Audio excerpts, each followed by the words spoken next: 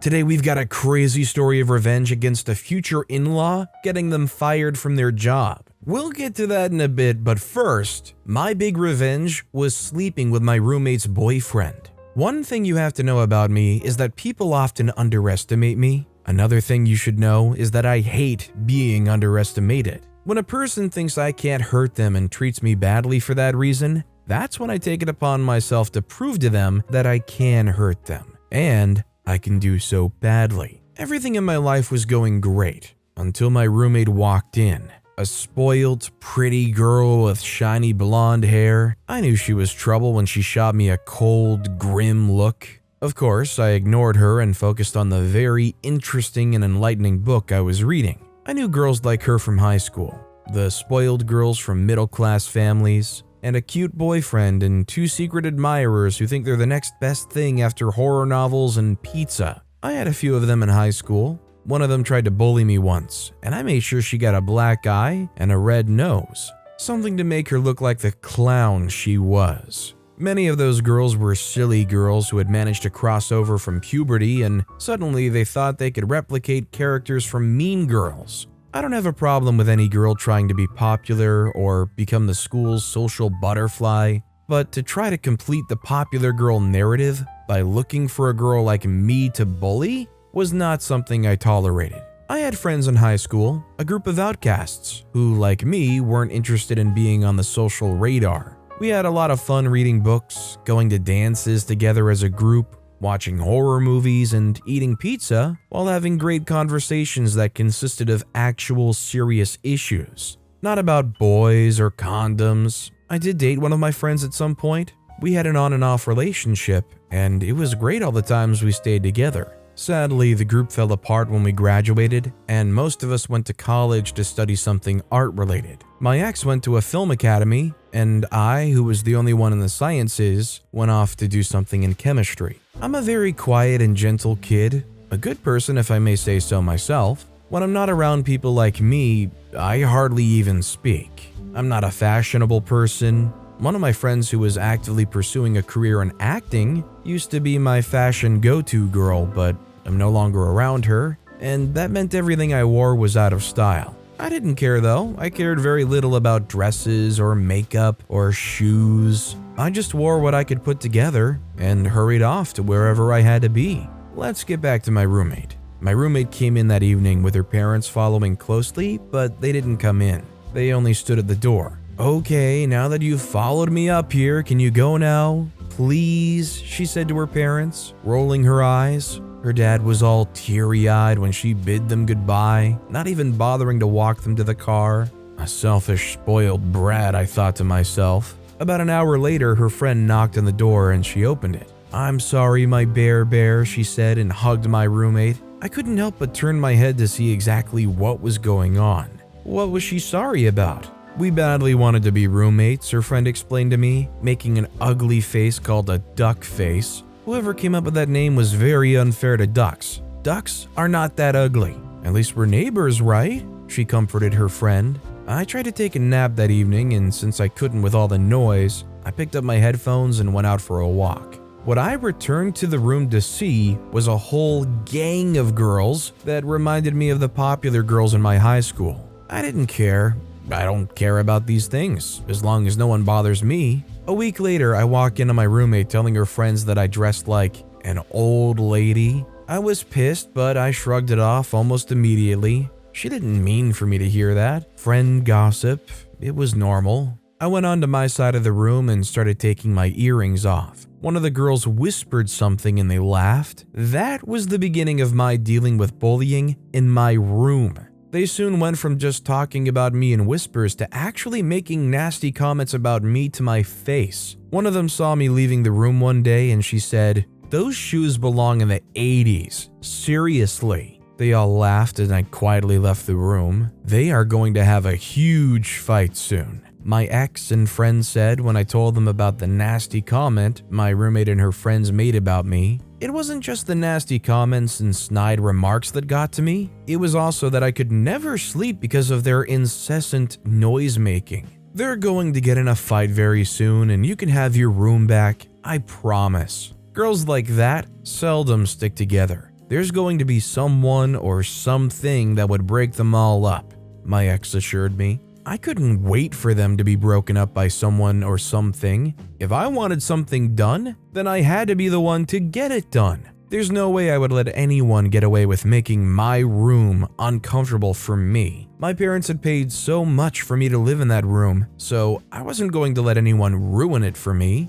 One day, the girls were screaming as usual. I took out my headphones and gently told them that the next time they made that much noise, I would have them reported to the school. Making that much noise was against dorm rules, and I wasn't going to sleep on my rights. They all fell silent and the girls left, one after the other. That was the last time they made so much noise in my room. The last time they were all together in my room. What I got in return for that confrontation, however, was my roommate being extra nasty and disrespectful. I hardly spoke to her, but whenever I had to, she would just roll her eyes or put on an attitude. She also made fun of me on phone calls to her friends and even her mom. I didn't care anyway. I'm a patient person, very patient, and I like to wait for the perfect time to get back at people. I met a guy in one of my classes and he complimented my hat. It was sweet. This is the first time that someone would compliment something I wore without asking my friends for fashion advice. I told him, and he laughed. I think you have a great fashion style. Eccentric, maybe, but great. That guy and I soon started dating. I found out that he had a great sense of humor and we hit it off. He hardly came to my room, and the few times he did, my roommate was never around, so they never even saw each other. One day, however, he finally met her. He came over to the room and I wasn't back from my classes, so she let him in. I returned to my room and I met them having a conversation. They already seemed chummy. I'll admit I felt a little jealous about it, but we moved past it. We were talking later that evening after my roommate had left the room when he told me that she took his number before I came in. Again, I felt offended, but I didn't show it. He wasn't going to do anything stupid. I had to trust her. Of course, I felt it was weird and disrespectful of my roommate to cross boundaries like that, but I let it go. Less than a month later, my boyfriend started acting very differently and weird. I was experienced enough to know what it meant. Our relationship was coming to an end. I'd helped my friends in high school through breakups, and they always saw the end of the relationship coming when the guy started acting weird. Just as I predicted, my boyfriend texted me later asking for a break. I didn't care about the breakup, to be candid, because I expected it. I also wasn't so crazy about him or anyone else, so I didn't care so much. But it did bother me that he didn't even respect me enough to break up with me in person. That really hurt me. I called him and asked to see, but he declined, which hurt me even more. I remember crying about it while taking a shower the day after. I didn't even notice I was shedding tears until I paused for a bit. It really got to me that a guy would treat me like that. I saw him in class one day. He was hurrying out after the professor had left. I guess he was avoiding me. I chased after him and held him by the wrist. "You're going to tell me what happened today," I nearly shouted at him. He looked around, quite embarrassed. "Look, I'm sorry. I just don't want to get in the middle of anything. You know I'm religious." "What are you talking about?" I was confused. "The witchcraft thing? Invoking the dead? It's just not my thing. I apologize for how—" I interrupted him. "Whoa, what witchcraft?" "Your roommate said—" I said, "Oh wow, it was her?" I just walked away in anger. I didn't care what she told him. He knew me better than that and could have asked me about it. I wasn't going to date someone who wouldn't come to me first about whatever he'd heard about me. Back in the room, I asked my roommate about it. She burst out laughing. "Oh, come on, loosen up. It was a silly joke I made. I told him you practiced witchcraft. It made sense given your strange behavior." I quietly went over to the side of the room. My first relationship in college had been ruined by my silly roommate. "Did you guys get into a fight about it? Your boyfriend scares easy, you know," she laughed. I ignored her, of course. I was going to get my pound of flesh. But how? I didn't know how to, but I would think about it and do it. I didn't come up with a way to get back at her until I returned to the room one day and met her kissing her boyfriend. I walked in and smirked. My revenge plan was right there. I was going to sleep with her boyfriend. It would hurt her more because they'd been together since high school. I got to know that from her very loud conversations with her friends. When they left, I called my friend from high school immediately. I said, "Listen, babes, I need you to find me new clothes, sexy ones." I knew her face lit up because she sounded very excited. "Finally, I've always wanted to give you a makeover." I rolled my eyes. "You've given me 3 major makeovers." They said maybe, but none of these makeovers were in college. "I want you to get a college girl makeover." I smiled. That was just what I wanted. I allowed my friend to go shopping for me, and she mailed the clothes back to me. I specifically asked for the sexiest swimwear because my roommate's boyfriend was a swimmer, and I was going to become a regular face at the pool. My friend picked out a hairstyle and sent a picture to me. I went to the salon and did just that. I also did my brows. I looked gorgeous, I knew I did,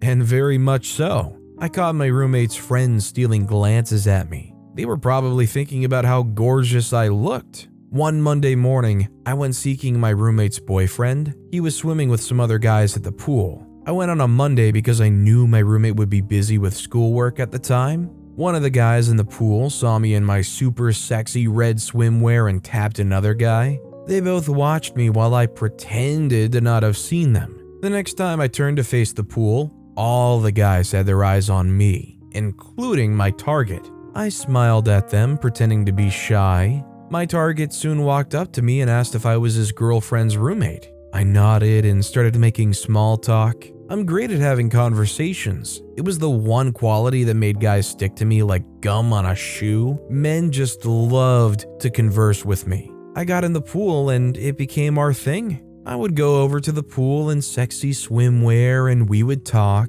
He would come over to the room to see his girlfriend and act like we didn't hang out regularly at the poolside. I was happy about that, especially since I saw less of my roommate at the pool too. He probably had told her lies to prevent her from coming to watch him. It happened when, at one of our swim meets, he asked to swim together at night. I agreed, and there, he kissed me. I went home with him, and we hooked up. Let me just add that I planned for it to be a one-time thing, just so I could get his girlfriend to end things with him, but it was so good that it went on for a full month. I kept postponing the big reveal because I wanted to be with him more. I finally told my roommate when she provoked me during an argument. It was about her loud phone calls to her friends. "You're just jealous of me," I heard her say. In amusement, I asked her what exactly I was jealous of. "Well, for starters, I have a great life in college, and you don't. You couldn't even keep the only boyfriend you had." I laughed heartily and then told her I was sleeping with her boyfriend. "Oh my goodness, you're so ridiculous," she exclaimed. I called him immediately, put him on speaker, and asked when next he wanted to hang out. She was devastated. I can't forget the disappointment on her face that day. She tried to hit me, but I'm stronger and spent my entire childhood learning different types of martial arts. I told her that to warn her off. She sobbed all day, and her friends dropped in one by one to mourn with her and cast their judgmental eyes on me. I didn't care. They did it all the time anyway. The only difference was that at that time, I had actually done something bad. I mean, I think this sounds like a little bit more than just revenge. I mean, OP might have gotten their revenge, but they also just kind of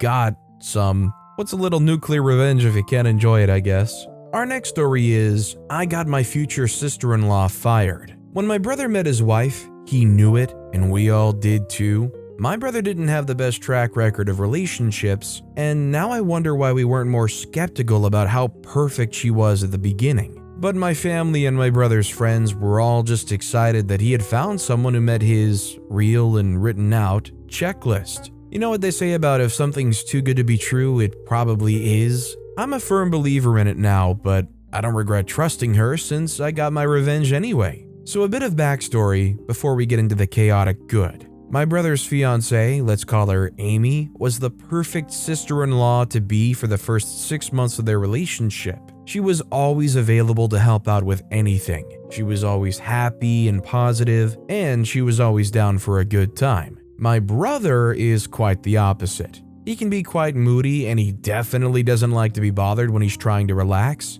But even with their differences, they seem to balance each other out. Then, slowly but surely, things started to change. Amy became more and more demanding. She would call and text my brother constantly when he was trying to relax or when he was at work.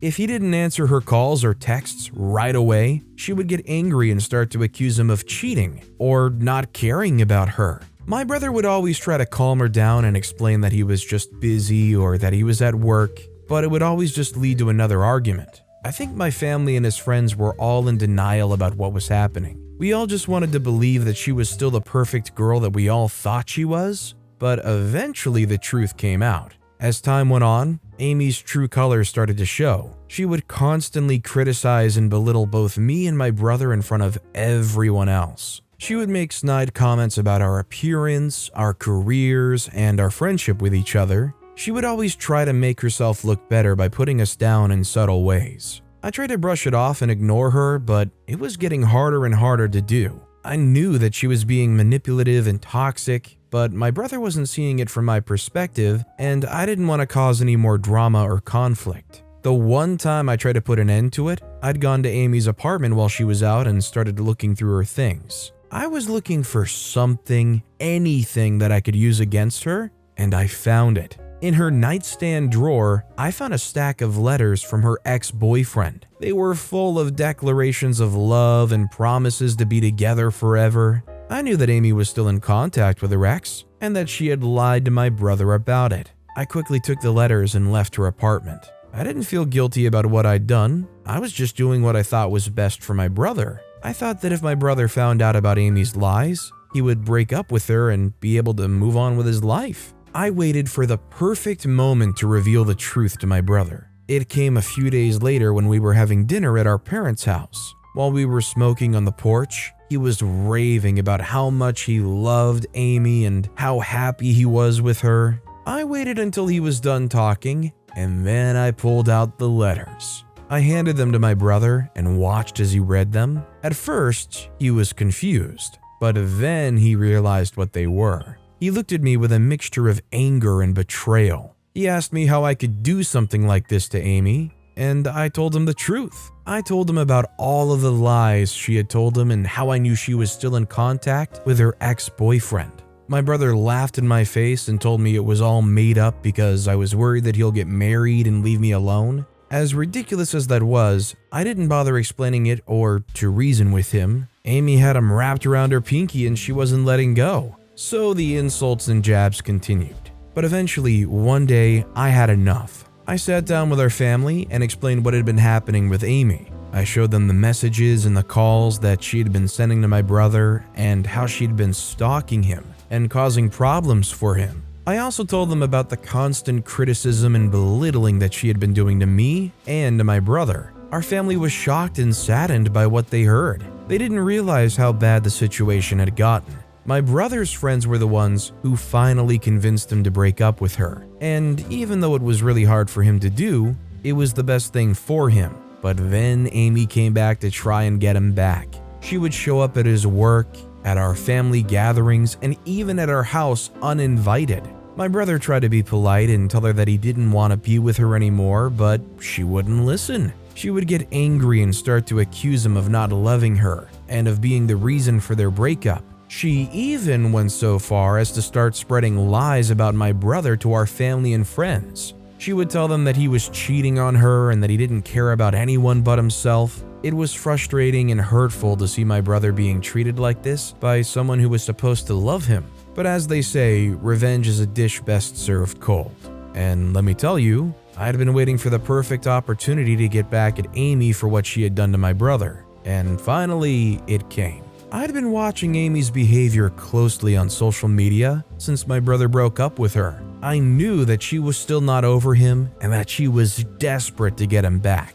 I had also noticed that she had been acting strange lately, and I had a feeling that she was up to something. That's why I made sure that she found out about my brother's weekend getaway. I knew that she would be jealous and would want to see him, and I was right. She showed up at the hotel, demanding to see my brother and causing a scene. That's when I saw my chance. I approached her and asked her to come with me for a walk. She looked surprised, but she agreed. I led her to a secluded part of the hotel, and then I confronted her. but she was adamant and her only goal was getting my brother back. So I knew I had to escalate the situation for the desired effect. While she told me that I wasn't going to understand the relationship between her and my brother because I could never successfully hold on, I steered us back to the hallway where my brother and his friends were just coming downstairs. As soon as I spotted them, I told Amy that she had to move on because my brother was currently seeing someone, and that was the trigger for her to unleash. I quickly grabbed my phone and started recording the entire scene. I captured Amy yelling and causing a disturbance, and I even caught her pushing one of my brother's friends. I knew that this video would be the perfect evidence to show our family and friends and to prove to them that Amy was not the person they thought she was. After the incident at the hotel, I showed the video to my family and my brother's friends. They were all shocked and saddened by what they saw. My brother's friends were finally able to convince him to get a restraining order against Amy and to cut off all contact with her. It was a difficult decision for my brother, but it was the right one. However, I didn't think it had the impact I wanted it to have on Amy, so I went in for the bullseye and went after her job. I contacted Amy's old boss and told him the truth about what she had done to my brother. I showed him the video from the hotel and explained how she'd been stalking my brother and causing problems for him. I also told him about the restraining order and how she had been spreading lies about my brother to our family and friends. The boss was shocked and appalled by what he heard. He immediately fired Amy and warned her to stay away from my brother and our family. I may have ruined Amy's life, but I can't deny that I feel a sense of satisfaction knowing that I had successfully gotten back at Amy for what she had done to my brother. It wasn't just about revenge. It was also about protecting my brother and our family from her. I knew that she would never be able to hurt my brother again, and that is all that matters to me. When growing up, you might experience a friend or a brother or a sibling having a relationship where you can tell the other person is so toxic to them, and you end up always feeling like you wish you could step in or open their eyes to it. It's nice to hear a story like this where they were able to finally prove it and shut down that toxicity. But with that being said, that's all the time we have for today.